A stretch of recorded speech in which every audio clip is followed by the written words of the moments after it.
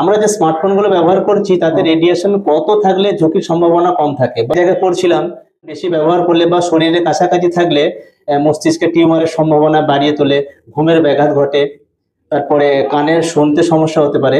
আরো বিশেষ করে শিশু ও গর্ভবতী নারীদের জন্য বেশি ঝুঁকি সম্পন্ন। তো কিভাবে চেক করবো এটা?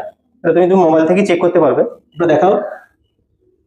এটি করার জন্য তুমি তোমার মোবাইলের ডায়াল প্যাডটা ওপেন করবে। ডায়াল প্যাডটা ওপেন করে *#07# লিখবে, দিয়ে দেখবে তোমার কাছে এই ধরনের ইন্টারফেস চলে আসবে। এখানে দেখো 1.6 ওয়াট পার কিলোগ্রাম, এটা হচ্ছে একটা ভালো লিমিট। WHO অর্থাৎ ওয়ার্ল্ড হেলথ অর্গানাইজেশন, তারপরে হচ্ছে FCC অর্থাৎ ফেডারেল কমিউনিকেশন কমিশন অর্থাৎ USA যেটা, এবং ইন্ডিয়ার ICMR অর্থাৎ তোমার ইন্ডিয়ান কাউন্সিল অফ মেডিকেল রিসার্চের সূত্র অনুযায়ী 1.6 ওয়াট পার কিলোগ্রাম যদি আমাদের মোবাইলে রেডিয়েশন হয় তাহলে আমাদের জন্য খুব একটা ঝুঁকি সম্পূর্ণ নয়। এর থেকে বেশি যদি রেডিয়েশন সম্পূর্ণ কোনো মোবাইল আমরা ব্যবহার করি তাহলে কিন্তু সেটা আমাদের জন্য অনেকটাই ঝুঁকি সম্পন্ন, যেগুলো তুমি যে বিষয়গুলো বলছিলে।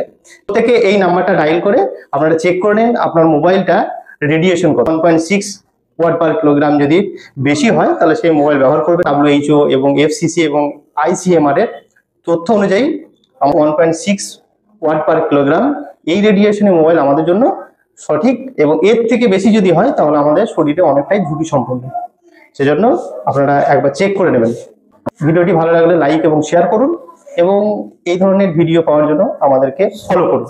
ধন্যবাদ।